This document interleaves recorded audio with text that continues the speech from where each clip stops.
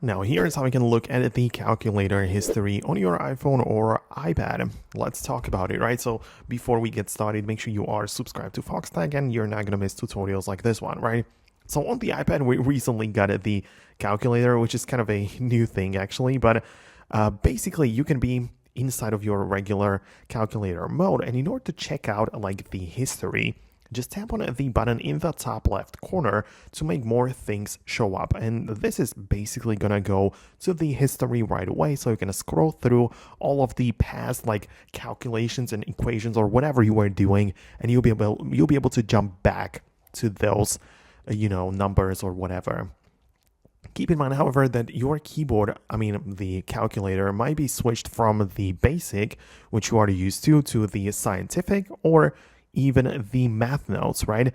And in that case, you'll be able to see like a completely different history because it's like a different section, right? Where you can just write your notes and it will be calculated in real time. But that, again, just features another set of history. So go back to the original one if you want to browse that history, or go to the math notes for math note history.